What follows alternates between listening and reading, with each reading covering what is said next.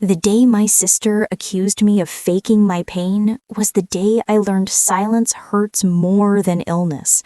When I think back to it now, I still remember the moment clearly. I was sitting on the edge of my bed, holding my side, trying to breathe through another wave of pain, when my sister, Anna, walked into the room with her arms crossed. She didn't ask if I was okay. She didn't sit beside me. She just looked at me with tired eyes and said, "You need to stop milking this. Everyone is worried, but you are fine." I did not know what to say. My mouth opened, but no words came out. I just smiled a little, the kind of smile you give when you want to cry but don't want anyone to see. I whispered, "I wish that were true." At that time, I had been struggling with chronic pain for months. Some days were better, some days felt like the world inside me was twisting, but I always tried to stay gentle, soft, grateful. I never wanted to burden anyone. That's why her words hurt so deeply, not because she doubted my pain, but because she doubted me. Anna and I grew up close. Not perfect, but close enough that I believed she would always stand by me. We lost our mother early. Our father tried his best, but Anna was the one who brushed my hair for school, helped me with homework, and even fought bullies for me. So hearing her call me dramatic felt like a small crack opening in my heart. I thought maybe she was tired. Maybe stress had changed her. So I didn't argue. I didn't defend myself. I simply nodded and watched her walk out of the room. I didn't know then that this was only the beginning, the first sign of something much more painful, a truth that would tear open at the reading of our Father's will. That night, I sat alone in the quiet house. The lights were dim, the fan made a soft humming sound. For the first time in weeks, I reached for my pain medication, but the bottle was not there. I searched the nightstand, the drawer, even under the bed. Nothing. A cold thought settled into my mind. Maybe it wasn't misplaced. Maybe someone moved it. I tried to calm myself. I tried to breathe slowly, but my chest tightened. Deep down, I already knew.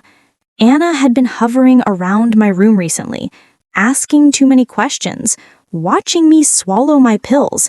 Something wasn't right. A soft rain started outside, tapping against the window like little fingers.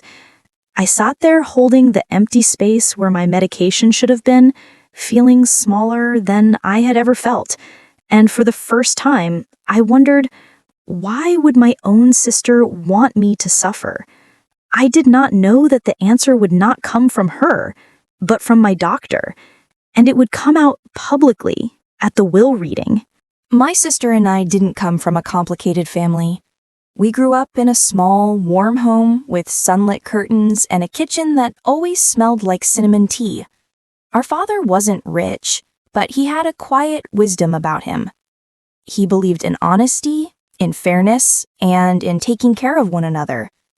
When I got older and my health problems began, he was the one who drove me to every appointment, sat beside me during tests, and bought me soft blankets when the nights got too cold. He never questioned my pain. He simply held my hand and said, "I believe you." Anna was different. When we were children, she was strong-willed, bold, the kind of girl who always knew what she wanted. She had dreams of becoming a nurse, then a teacher, then a lawyer. She changed her dream every year, but she was always sure of herself. I admired her confidence. As adults, that confidence began to feel like something sharper.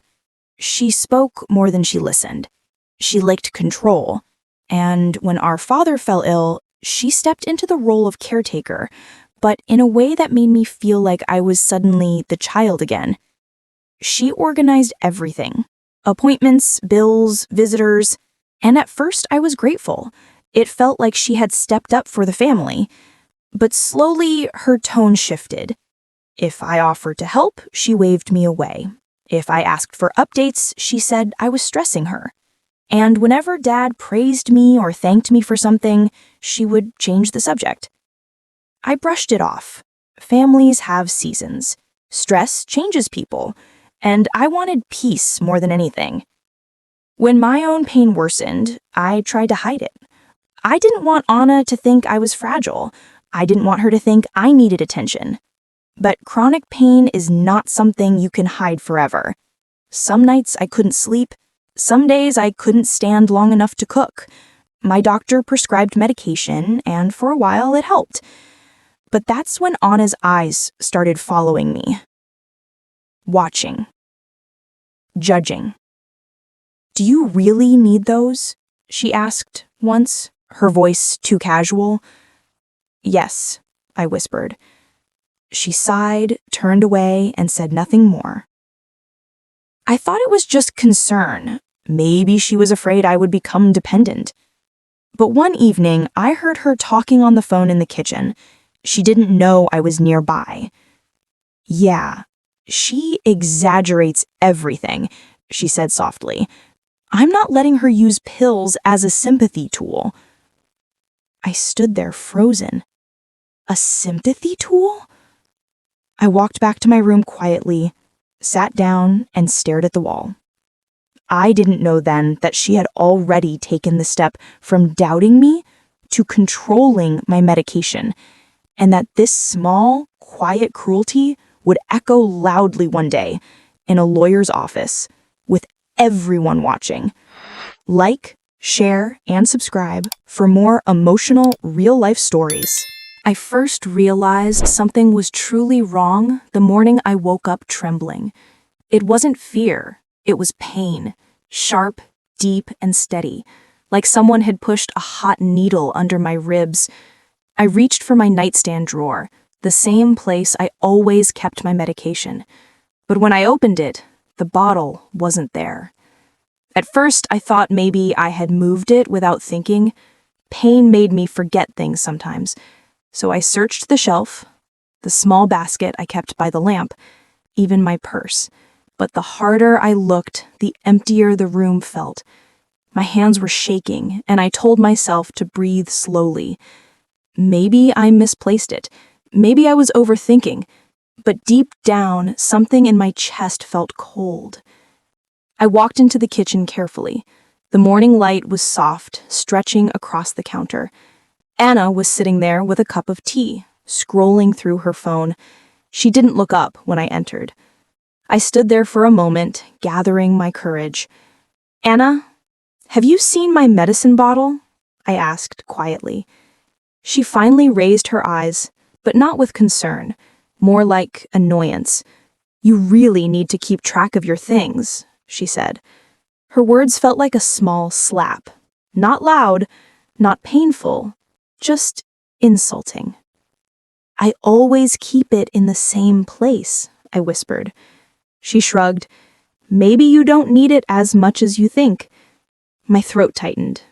I wanted to tell her that no one wants to depend on pills. No one wants to live in pain. But she stood up, rinsed her cup, and walked away before I could speak. Over the next week, strange things kept happening. Sometimes my pills were missing. Sometimes they were half full when they should have been new. Once, I found the bottle on top of the kitchen cabinet, a place I could never reach on my own. I tried to convince myself I was imagining things, but every day the pattern became clearer. She was hiding them. She was watching me suffer, and she truly believed I was milking attention. One evening, when the pain was at its worst, I sat on the edge of my bed, tears slipping down my face silently. I didn't want to cry loud enough for her to hear. I didn't want her to think she was right. I curled my arms around myself and tried to breathe through the ache. My phone buzzed. It was my doctor, checking in. "Have you been taking your medication regularly?" he asked. His voice was warm, steady. I hesitated. Then I told him the truth, not about Anna, but about the missing pills, the strange hiding places. There was a long pause. "Can you come in tomorrow?" he asked gently. "I think we need to talk." Something inside me shifted. Relief and fear. I didn't know then that my doctor already suspected what was happening, and that soon, in front of everyone, he would say the words I was too afraid to speak. The next morning, I arrived at my doctor's office with slow steps. The waiting room was quiet, filled with soft classical music and the smell of disinfectant. I sat down gently, holding my hands together to stop them from trembling. I didn't know what he wanted to talk about, but something told me this wasn't just a routine check. When my name was called, I walked inside his office. He looked up from his desk with calm, steady eyes, the kind of eyes that see more than we say. He gestured for me to sit. "I've noticed irregularities with your prescriptions," he began softly. "You're receiving the refills, but your levels show you're not taking them consistently." My heart felt like it dropped a little. I tried to speak, but my throat tightened. "I've been trying," he whispered. "Some days, the bottle isn't where I left it." He didn't look surprised. Instead, he leaned forward slightly. "Has someone else been controlling your medications?" he asked. Hearing the question said out loud made my eyes burn. It felt too real, too exposed. I lowered my gaze and nodded. "My sister," I said quietly. "I think she believes I'm exaggerating. She thinks I want attention." A long silence settled between us. He didn't judge me. He didn't react with shock. He simply breathed and then spoke with a firmness I had never heard from him before. "That is not okay," he said gently. "What she is doing is dangerous. It can put your health at serious risk." I felt a small tear fall down my cheek. I wiped it quickly, embarrassed. I didn't want to cause trouble. I didn't want to make things worse between us. He shook his head. "You are not the one making things worse. You are the one being harmed." I sat there quietly as he documented everything: dates, symptoms, refill patterns, physical signs. He printed something and slid it across the table. "This is a medical statement," he said. "I want you to keep it. And if anything happens, anything at all, you show this." I nodded slowly, holding the paper as if it were heavier than it looked. Before I left, he placed a hand gently on my shoulder. "You deserve care, not doubt," he said. I walked out of the clinic feeling both lighter and heavier at the same time. Someone believed me. Someone finally saw what I couldn't say out loud. But I also knew that facing the truth meant facing Anna, and I wasn't ready for that. What I didn't know was that the confrontation wouldn't come from me, but from a place I least expected. Our father's will reading. A moment that would expose everything. A moment I would never forget. Like, share, and subscribe for more heartfelt, real-life stories. The days leading up to the will reading felt strangely heavy. The house, once warm with my father's steady presence, now felt quieter, colder, like it was holding its breath.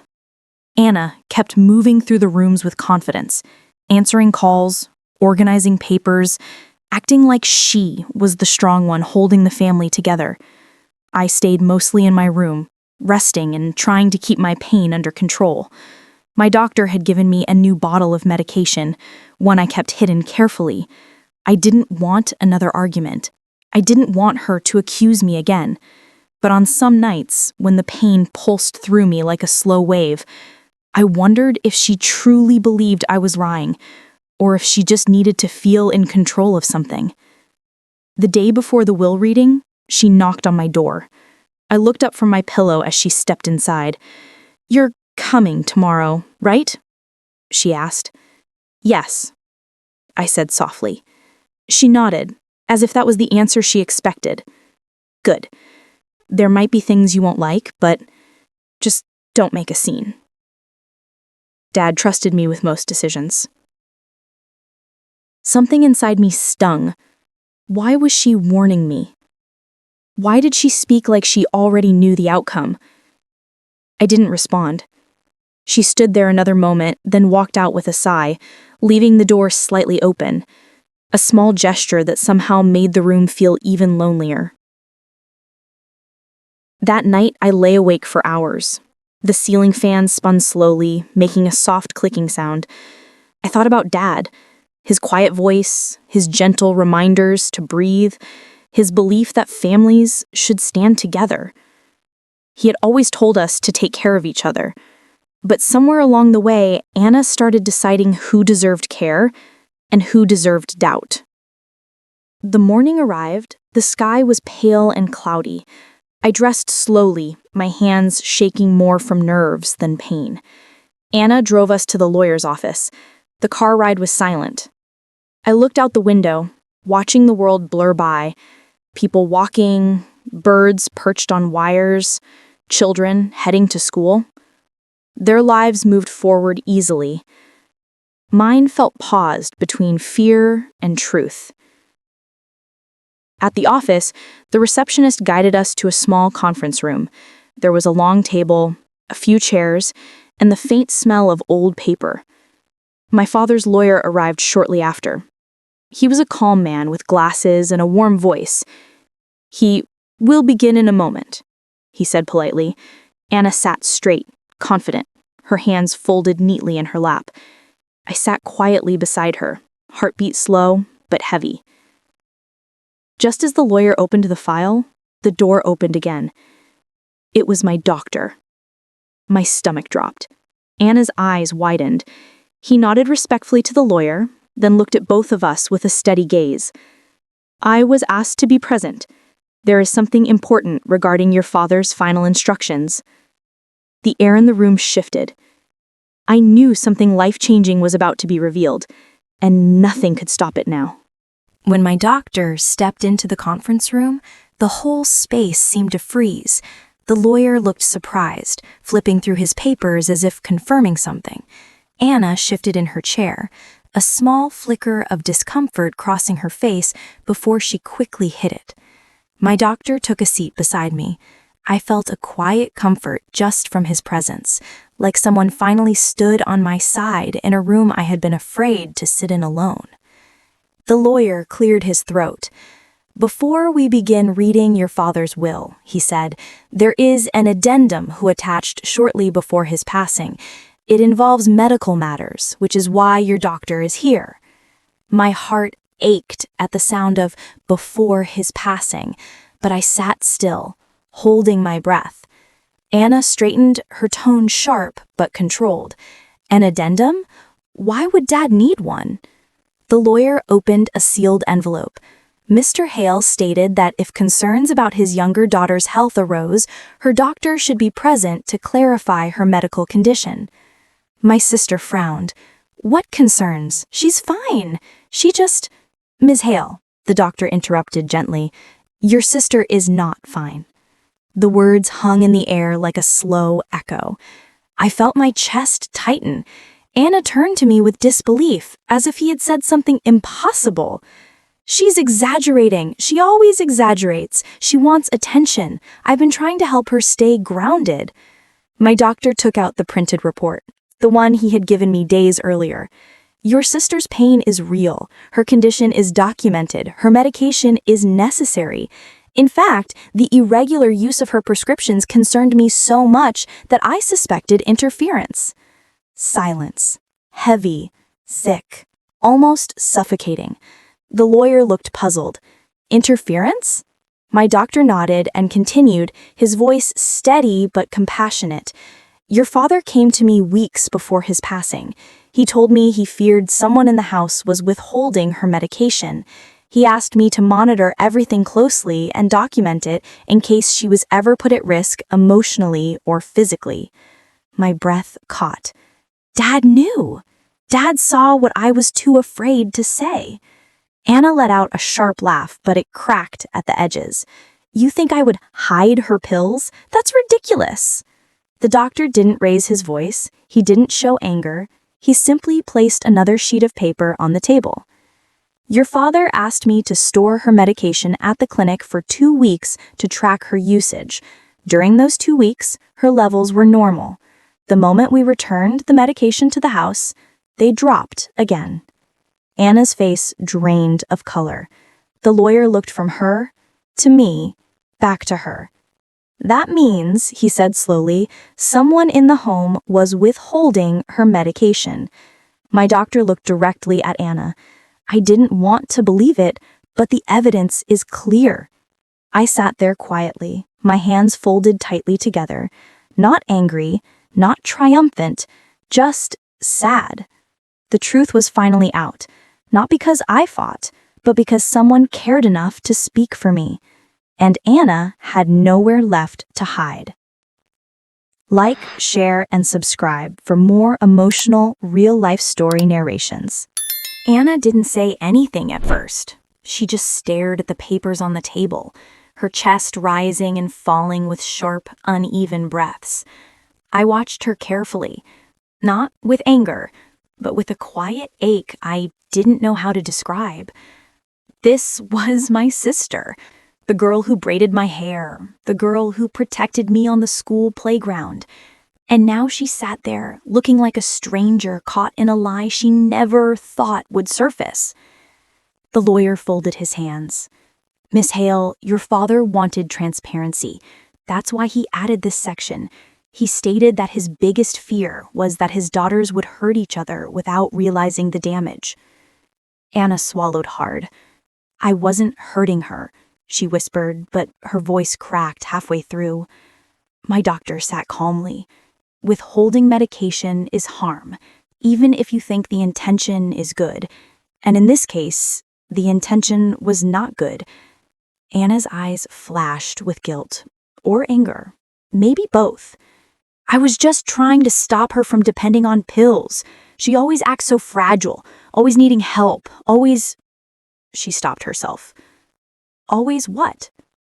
Always sick? Always weaker than you wanted me to be? I lowered my gaze.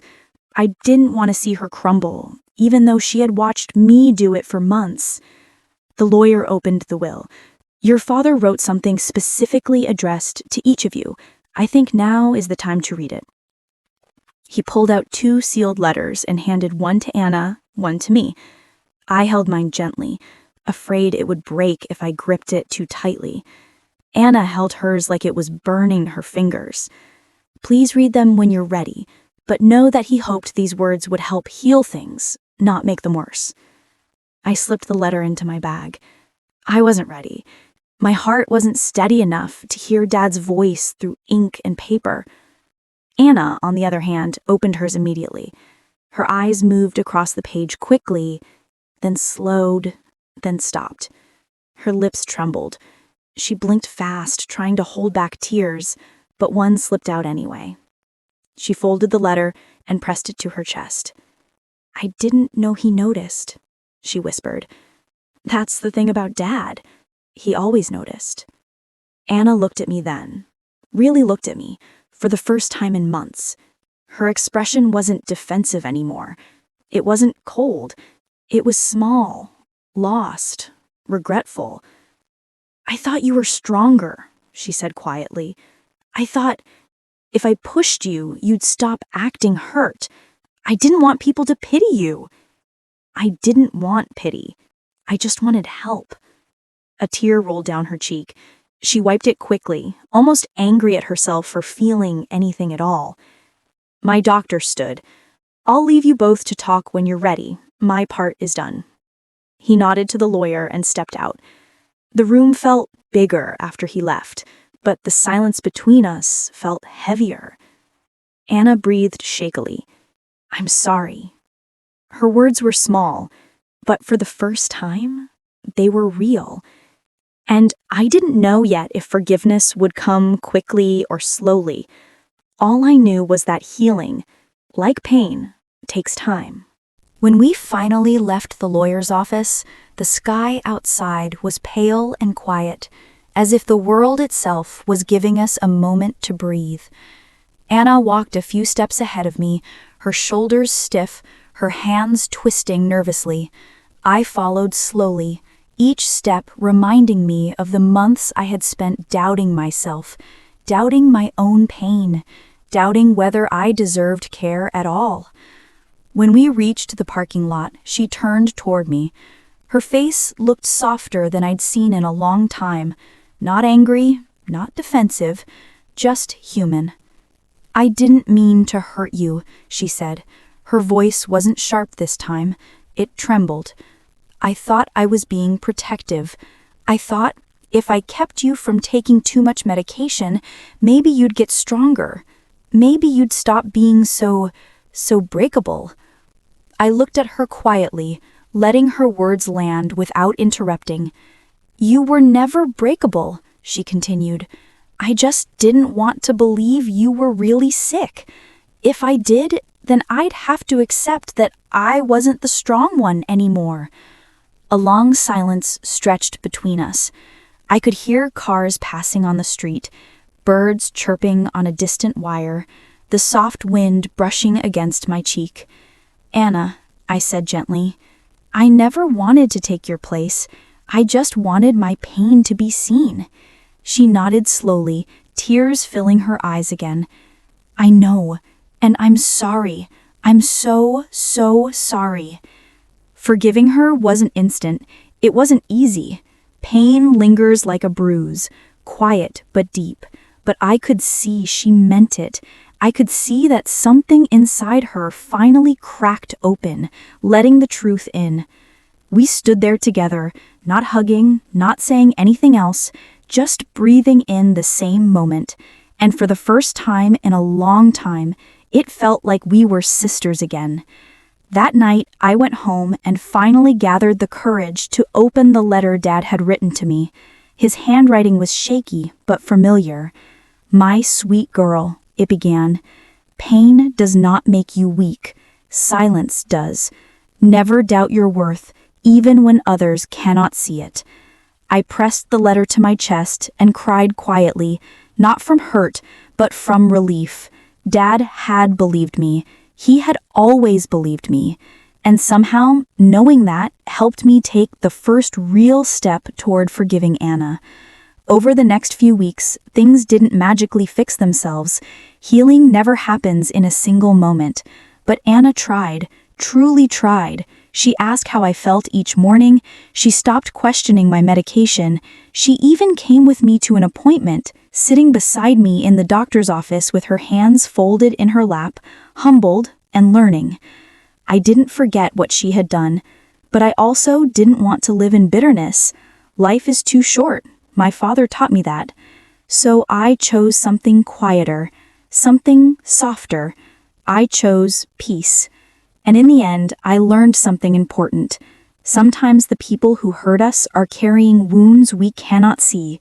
And sometimes forgiveness is the only medicine strong enough to heal both sides. If this story touched your heart, please like, share, and subscribe to my channel for more emotional real-life stories.